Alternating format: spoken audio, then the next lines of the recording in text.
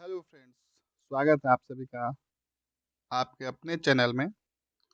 और आज के इस नए सेशन में हम लोग करने वाले हैं झारखंड की कृषि। इम्पोर्टेंट सेक्शन रहेगा, ध्यान रखिएगा इसको। और ये चैप्टर नंबर उड़ान का जो बुक आया है 2023 का न्यू वाला बुक है, ये न्यू बुक से। और इसमें चैप्टर नंबर हम लोग 59 करेंगे। तो कुछ ही चैप्टर और बचे हैं। ज्योग्राफी को, हिस्ट्री ऑलरेडी करवा दिया गया है। और इसके बाद जो मोस्ट इम्पॉर्टेंट रहेगा आपका इकोनॉमी को स्टार्ट किया जाएगा, जो कि बहुत बेहतरीन सेशन होने वाला है। उससे काफ़ी प्रश्न आपके पूछे जाएंगे, चाहे वो जेसीसी हो, चाहे वो जेपीएससी हो, और या फिर अन्य झारखंड के जितने भी, जैसे उत्पाद सिपाही का एग्जाम होने वाला है, या अन्य जहाँ पे झारखंड का सेक्शन पूछा जाएगा। तो बिल्कुल आप चैनल से जुड़े रहिए, चैनल को सब्सक्राइब कर लीजिए। मैं ज़्यादा नहीं बोलता हूँ, लेकिन आप लोग वीडियो तो देखते हैं बट सब्सक्राइब नहीं करते हैं, तो चैनल को सब्सक्राइब कर लीजिए। और सेशन को अगर पसंद आता है तभी लाइक कीजिए। चलिए तो देखते हैं झारखंड की कृषि के बारे में। लाइन बाय लाइन हम लोग एकदम कुछ भी नहीं छोड़ेंगे। मैंने आपको स्टार्टिंग में ही बोला कि इस बुक में जितने भी तथ्य दिए गए हैं, जितने भी पॉइंट्स दिए गए हैं, जितने भी टेबल दिए गए हैं, सभी को एकदम एक एक पॉइंट को कवर करेंगे। तो चलिए शुरू करते हैं। तो झारखंड की कुल भूमि के मात्र 23% भाग पर कृषि कार्य किया जाता है। क्वेश्चन पूछा गया है, इंपॉर्टेंट हो जाता है, रिपीट होने की संभावना बनी रहती है हमेशा। तो 100 में जो है ना, टोटल अगर 100% जमीन है तो उसमें कितने भाग पे, तो 23 भाग पे कृषि किया जाता है। और आर्थिक सर्वेक्षण 2021 के अनुसार राज्य के कुल सकल मूल्य वृद्धि में कृषि व संबंध क्षेत्र का योगदान लगभग 13% है। जो प्राइमरी सेक्टर बोलते हैं, जो कृषि आता है वो प्राइमरी सेक्टर में आता है। तो प्राइमरी सेक्टर का जो योगदान कितना है, तो वो 13% है। जबकि राज्य के कुल श्रम बल जो है 43% रोजगार है, तो इस पर निर्भर है। सोचिए, ओनली इसका जो कंट्रीब्यूशन है जीडीपी में वो 13% है, प्राइमरी सेक्टर है। जो एग्रीकल्चर है, एग्रीकल्चर एंड अलाइड सेक्टर बोलते हैं इसको, 13% है। लेकिन उस पर निर्भर कितने लोग हैं रोजगार के लिए, तो 43%। ध्यान रखिएगा इसको। तो काफी मतलब स्थिति इसको खराब ही बोल सकते हैं कि 13% में 43% लगा हुआ है। तो वैज्ञानिक अध्ययन के अनुसार देखिए, झारखंड में 38 लाख हेक्टेयर भूमि पर कृषि कार्य संभव है, जो कुल भौगोलिक क्षेत्रफल का 47.69% है। तो सोचिए, देखिए यहाँ पे इंपॉर्टेंट हो जाता है कि जो साइंटिफिक फैक्ट है उसके आधार पे बोला गया है कि 38 लाख हेक्टेयर पे किया जा सकता है खेती, जो कि क्षेत्रफल का टोटल एरिया का 50% थोड़ा सा कम, अराउंड 48% आपका क्षेत्र पे किया जाता है। लेकिन अभी हो कितने पे रहा है, ओनली 23%। तो देखिए संभावना बहुत है इस क्षेत्र में भी आगे बढ़ने के लिए। तो चलिए आगे देख लेते हैं। झारखंड में मुख्यतः 3 फसलों, कौन कौन सा, तो धान, गेहूं तथा मक्का की खेती की जाती है। तो मूल्य रूप से मेजर क्रॉप पूछेगा आपसे कि कौन सा है झारखंड में, तो वो हो जाएगा आपका धान, गेहूं और मक्का। धान झारखंड की सर्व प्रमुख फसल है तथा मक्का यहाँ की दूसरी सर्व प्रमुख। ध्यान रखिएगा, पहला जो है वो धान है, दूसरा मक्का है, गेहूं तीसरे स्थान पे है। सिंचाई के साधनों की कमी के कारण यहाँ की कृषि वर्षा पर आधारित है। जब वर्षा होगी सिंचाई कमी है। एक तो टेरेन जो है यहाँ का, जोग्राफिकल एरिया जो है ऊपर नीचे है, नहर नहीं बनाया जा सकता यहाँ पे। तो उसके आधार पे मतलब ये है कि आपका जो कृषि है यहाँ पे वो किस पे आधारित है, वर्षा पे आधारित है। अगर राज्य में वर्षा ना हो तो सूखा ग्रसित हो जाता है ये। तो राज्य में शुद्ध बोए गए कृषि क्षेत्र का मात्र 15% पर सिंचाई का। तो देखिए जितना क्रॉपिंग एरिया है, जितने क्षेत्र पे क्रॉप बोया जाता है, उसका मात्र 15% पे ही सिंचाई, जो कि बहुत कम है। फिर राज्य में सिंचाई का सर्वप्रमुख स्रोत कुआं है। ये क्वेश्चन पूछा गया है कि सर्वाधिक जो सर्वप्रमुख मेन जो सोर्स है कौन सा है, तो कुआं है। ध्यान रखिएगा इसको, ये प्रश्न पूछा गया है।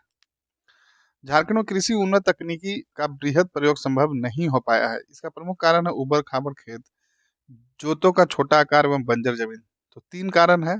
आप इस तरह का मेंस में भी मतलब लिख सकते हैं कि जो उन्नत कृषि क्यों नहीं हो पाता है। तो एक तो है कि जो टेरेन है, यहाँ का जोग्राफिकल एरिया है जो ऊपर नीचे है, ऊबड़ खाबड़ है। और छोटा जो लैंड डिस्ट्रीब्यूशन इस तरीके से है, जो खेत है वो छोटे छोटे टुकड़े में बटे हुए हैं। और बहुत सारे जमीन जो है बंजर है। राज्य में लगभग 17.38 भूमि पाई जाती है। तो 17.38% टोटल एरिया का वो क्या है, खाली पड़ा हुआ ऐसी पड़ती है। राज्य में जोतों का औसत कितना है प्रति व्यक्ति, ये क्वेश्चन पूछा गया है। कितना है, 1.17 हेक्टेयर। राज्य में कुल बोए गए क्षेत्र के 78% हिस्से पर खरीफ फसल की खेती की जाती है। ध्यान रखिएगा, रबी फसल से ज्यादा खरीफ फसल होता है। झारखंड राज्य के 17 जिले राष्ट्रीय बागवानी मिशन से आच्छादित है। राज्य झारखंड में जूट की भांति रेशेदार फसल के रूप में मेस्टा, ये क्वेश्चन पूछा गया, ध्यान रखिएगा, उत्पादन किया जाता है, जो बिल्कुल जूट के भांति है। राज्य के हजारीबाग जिले में भारतीय कृषि अनुसंधान यानी कि आईसीआर नई दिल्ली द्वारा भारतीय कृषि अनुसंधान आईआईएआर की स्थापना प्रस्तावित है। तो ये पूछा जा सकता है कि आईआईआर की स्थापना कहाँ प्रस्तावित है, तो ध्यान रखिएगा हजारीबाग जिले में है। अब झारखंड की फसलें देख लेते हैं, खरीफ फसल और रबी फसल, हमेशा क्वेश्चन यहाँ से पूछा गया है। तो देखिए खरीफ फसल कौन सा किसको बोलते हैं, तो मानसून के आगमन के समय अर्थात जून जुलाई में इन फसलों की बुआई की जाती है तथा मानसून की समाप्ति पर अर्थात सितंबर अक्टूबर यानी कि फेस्टिवल सीजन जब रहता है, ये दिवाली और छठ पूजा, उस समय कटाई की जाती है। इस तरह से भी आप ध्यान में रख सकते हैं कि जो नया फसल आता है, जो दिवाली के बाद और छठ पूजा के लगभग में जो कटना शुरू होता है, वो देखिए बुआई कब होता है, जून जुलाई में, मतलब अभी अभी जो गर्मी के दिनों में बरसात जो शुरू होता है, तो उसको खरीफ फसल बोलते हैं। खरीफ फसल में प्रमुख कौन कौन सा है, तो धान, मक्का, ज्वार, बाजरा, मूंग, मूंगफली, गन्ना आदि। खरीफ फसल को झारखंड में दो फसलों में बांटा जाता है, एक भदई और एक अगहनी। देखिए तो खरीफ को भी दो भागों में बांटा गया है, भदई और अगहनी। तो भदई फसल बैसाख जेठ यानी मई जून में बोई जाती है तथा इसे भादो अगस्त सितंबर में काट लिया जाता है। अगहनी फसल की बुआई जेठ आषाढ़ यानी जून में की जाती है तथा अगहन यानी कि दिसंबर में इसकी कटाई कर ली जाती है। झारखंड की कुल कृषिगत भूमि में से लगभग 78% भाग पर खरीफ फसलों की कृषि की जाती है। ध्यान रखें, टोटल बुआई क्षेत्र जो है ना, उसका टोटल कितना 78% पे आपका खरीफ फसलों की बुआई की जाती, कृषि की जाती है। राज्य में खरीफ फसल के कुल क्षेत्रफल कितना है, तो 1938,000 हेक्टेयर है, जो कि 84.7% क्षेत्र पर धान तथा 14% क्षेत्र पर मक्के की जाती है। तो देखिए सबसे ज्यादा धान की खेती होती है। वर्ष 2021-22 में धान का उत्पादन 5,365,000 टन तथा मक्का का उत्पादन 606 टन हुआ था। तो एक मोटा मोटी ध्यान रखिएगा कि टोटल क्षेत्र का सब 78% भाग पे खरीफ फसल होता है और खरीफ में भी 84.7% धान की खेती होती है। रबी फसल में देख लेते हैं, रबी फसल को ठंडे मौसम की फसल या बैसाखी फसल भी कहा जाता है। रबी फसल अक्टूबर नवंबर में बोई जाती है तथा मार्च में काट ली जाती है। अगला पॉइंट है आपका, गेहूं, जौ, चना, तिलहन आदि प्रमुख रबी फसलें हैं। पूछा जा सकता है चार ऑप्शन देकर कि इनमें से कौन सी रबी फसल है या इनमें से कौन सी खरीफ फसल है। ध्यान रखिएगा, झारखंड के कुल बोए गए क्षेत्र का लगभग 16% भाग पर रबी फसलों की खेती की जाती है। राज्य का अधिकांश क्षेत्र क्या है, पठारी होने के कारण गेहूं तथा जौ की कृषि बारी भूमि या सिंचाई साधनों से युक्त क्षेत्रों में ही की जाती है। वर्ष 2021-22 में गेहूं का वर्ष 2021-22 में गेहूं का उत्पादन कितना रहा, तो 519,000 टन, दाल का उत्पादन 450,000 टन तथा तिलहन का उत्पादन 365,000 टन हुआ। राज्य में कुल रबी फसलों की कृषि योग्य भूमि में लगभग 90% क्षेत्र पर गेहूं, देखिए रबी में सबसे ज्यादा काटा गेहूं व चना की खेती की जाती है। अब उसके बाद जायद फसल, राज्य में कुल कृषिगत भूमि का मात्र 0.17 भाग पर ही जायद फसल की खेती की जाती है। तो जोत का प्रकार, जोतों का विवरण और वितरण। तो देखिए सीमांत जोत पूछा जाता है, तो जनरली सुनते होंगे कि भारत में अधिकतर सीमांत किसान है, तो मतलब क्या उसका मतलब होता है कि जोत का आकार उनके पास कितना है, 1 हेक्टेयर से कम की भूमि है।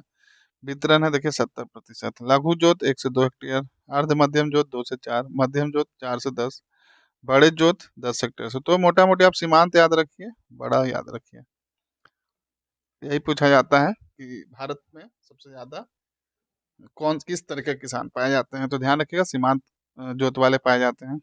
झारखंड की प्रमुख फसलें देख लेते हैं, प्रमुख फसल उत्पादन और फसल का नाम है और धान ये या चावल कहाँ होता है, क्षेत्र का नाम। तो देखिए महत्वपूर्ण बातें, सिंहभूम, रांची, गुमला, दुमका। महत्वपूर्ण बातें क्या है, झारखंड में सर्वाधिक उत्पादित की जाने वाली फसल है तथा धान के बारे में बोला जा रहा है। राज्य की प्रमुख फसल खाद्य फसल है। झारखंड में कुल धान का उत्पादन 50% इन क्षेत्रों से होता है। इन क्षेत्रों मतलब कि सिंहभूम, रांची, गुमला, दुमका। अब मक्का के बारे में देख लीजिए, कहाँ कहाँ होता है, पलामू, हजारीबाग, दुमका, गिरिडीह, साहेबगंज। यह राज्य की दूसरी सर्वाधिक उत्पादित की जाने वाली फसल है। मक्का उत्पादन की दृष्टि से पलामू जिला का प्रथम स्थान है, ये याद रखिएगा। पहले स्थान पर कौन है? पलामू जिला। इसके बाद क्रमशः हजारीबाग गिरिडीह का स्थान है, मतलब दूसरे पे हजारीबाग, तीसरे पे गिरिडीह। अब गेहूं के बारे में देख लेते हैं। तो ये भी पलामू, हजारीबाग, गोड्डा में होता है। उत्पादन की दृष्टि से राज्य की फसलों का इसका तीसरा स्थान है। देखिए इंपॉर्टेंट हो जाता है। तो पहला पे धान, दूसरा पे मक्का, और तीसरे पे क्या हो गया? गेहूं हो गया। ध्यान रखिएगा। गेहूं उत्पादन की दृष्टि से राज्य में प्रथम स्थान पलामू का है। तो देखिए पलामू दोनों में है, गेहूं में भी है, मक्का में भी है। तो इस तरह से याद रखिएगा आपको। इसके बाद क्रमशः हजारीबाग, गोड्डा है। इसमें हजारीबाग गिरिडीह था मक्का में, इसमें हजारीबाग और गोड्डा था। हजारीबाग दोनों में दूसरे पे है। किस किस में? तो मक्का पे और गेहूं पे। इस तरीके से याद करते चलिए, यहीं पे एक ही बार में आपका रिवीजन भी हो जाएगा। फिर आपका गन्ना। तो गन्ना का देखिए क्षेत्र जो है हजारीबाग है, पलामू है, दुमका है, गोड्डा है। यह राज्य की नकदी फसल है, प्रमुख कैश क्रॉप बोलते हैं इसको इंग्लिश में। ध्यान रखिएगा कि major cash crop of Jharkhand कौन सा है? तो ध्यान रखिएगा गन्ना है। फिर है मड़ुआ। रांची, हजारीबाग, गिरिडीह है, एक जायद फसल है। फसल का नाम जौ। उत्पादन क्षेत्र पलामू, साहिबगंज, हजारीबाग, सिंहभूम। मोटा मोटी एक लोकेशन ध्यान में रखिएगा। बाकी मेन वन ऊपर जो था यहाँ तक देखिए, मक्का, गेहूं, धान और मड़ुआ को भी ध्यान रख सकते हैं, काफी फेमस है यहाँ इस वजह से। और ये जायद फसल में आता है, यानी कि मिलेट।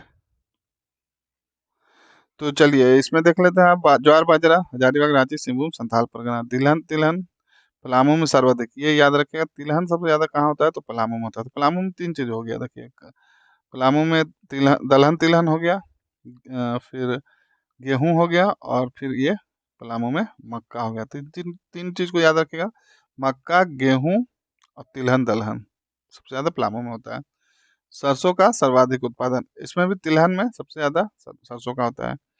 अब झारखंड का कृषि प्रदेश देख लीजिए क्या है, कौन कौन सा है। तो उत्तरी कोयल घाटी के कृषि प्रदेश, तो गढ़वा, पलामू, लातेहार, चतरा। खास बात क्या है इसमें? इस क्षेत्र की प्रमुख फसल धान है। अन्य फसलों में चना, मक्का, अरहर, तिलहन आदि की खेती की जाती है। फिर है दामोदर घाटी की कृषि प्रदेश। इसका क्षेत्र है पूर्वी लातेहार, दक्षिणी चतरा, दक्षिणी हजारीबाग, बोकारो तथा धनबाद। महत्वपूर्ण बातें इसमें है, संपूर्ण क्षेत्र में गोंडवाना क्रम की चट्टानों की प्रधानता है। धान, मक्का, दलहन, तिलहन इस क्षेत्र की प्रमुख फसलें हैं। फिर है निचली स्वर्णरेखा घाटी की में कृषि के प्रदेश, पूर्वी सिंहभूम तथा सरायकेला का भाग आता है इसमें। इस क्षेत्र की प्रमुख फसल धान और सब्जियां हैं। इस क्षेत्र की बहुफसली खेती का विकास हुआ है, ध्यान रखिएगा, इंपॉर्टेंट हो जाता है ये कि किस क्षेत्र में बहुफसली खेती का विकास हुआ। तो निचली स्वर्ण रेखा घाटी कृषि, जो कि आपका सरायकेला, सिंहभूम, मतलब ये वाला पोर्शन, साउथ झारखंड का साउथ वाला पोर्शन, ये तीनों हो जाएगा।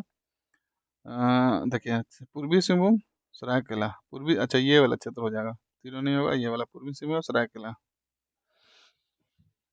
तो अब हजारीबाग पठार के कृषि प्रदेश। तो देखिए इसका क्षेत्र होगा चतरा, हजारीबाग, गिरिडीह तथा कोडरमा, और यहाँ धान, मक्का तथा रागी की खेती की जाती है। इस क्षेत्र के कृषि कार्यों का सीमित विकास हुआ है। फिर है राजमहल पहाड़ी एवं सीमावर्ती क्षेत्रों में के कृषि प्रदेश। तो यहाँ पे दक्षिणी साहेबगंज, दक्षिणी पाकुड़, गोड्डा, दुमका, देवघर तथा जामताड़ा हो जाएगा क्षेत्र। यहाँ औसतन 100 से 130 सेंटीमीटर तक वर्षा होती है तथा धान यहाँ की प्रमुख फसल है। तो धान के लिए वर्षा बहुत जरूरी है, पानी बहुत जरूरी है। तो जहाँ ज़्यादा वर्षा होगी, ज़्यादा पानी की उपलब्धता रहेगी, वहाँ धान का उत्पादन होगा। अब है रांची पठार के कृषि प्रदेश। तो रांची, पूर्वी लोहरदगा, गुमला एवं सिमडेगा, ये इसका क्षेत्र हो गया। खास बात क्या है यहाँ देखिए, यहाँ औसतन 120 से 30 सेंटीमीटर वर्षा होती है तथा यहाँ के मुख्यतः सब्जियों के रूप में नकदी फसल की खेती की जाती है। यहाँ की दोन भूमि में धान तथा टाण भूमि में रागी, तिलहन, दलहन फसल की खेती की जाती है। अब है चाईबासा के मैदान एवं सीमावर्ती उच्च भूमि का कृषि प्रदेश। इसका क्षेत्र हो जाएगा पश्चिमी सिंहभूम तथा पूर्वी सरायकेला। 100 से 140 सेंटीमीटर वर्षा होगी। धान, मक्का व चना कृषि की जाती है। यह भूत धात्विक गुणों से युक्त है। यह भूमि धात्विक गुणों से युक्त है, ध्यान रखिएगा। उत्तरी पूर्वी सीमांत का कृषि प्रदेश, तो इसमें आएगा उत्तरी गोड्डा, साहिबगंज का उत्तरी पूर्वी भाग। यहाँ 40 से 40 सेंटीमीटर औसत वर्षा होती है। यहाँ धान, गेहूं, मक्का, चना व दलहन की कृषि की जाती है। महत्वपूर्ण बातें यहाँ कृषि की दृष्टि से राज्य का एकमात्र विकसित क्षेत्र है, इंपॉर्टेंट हो जाता है। कौन सा भाग कृषि की दृष्टि से विकसित क्षेत्र है? तो ये हो जाएगा आपका उत्तरी पूर्वी सीमांत तथा कृषि। कौन सा? तो गोड्डा और साहिबगंज वाला क्षेत्र। यह बहुफसली कृषि की उत्तम व्यवस्था है। अब देखिए यहाँ पे आपका दिया गया है झारखंड के कृषि प्रदेश, ये डिवीजन कर दिया गया है। तो देखिए आपका जो अभी हम लोग पढ़ के आए ये वाला, उसी को मैप पे दिखाया गया है। तो मैं इसको दोबारा नहीं करवाऊंगा, आप लोग देख लीजिए। ये कर देता हूँ जूम आउट। तो इस तरीके से आप देख लीजिए उत्तरी कोयल। एक सेकंड, हाँ।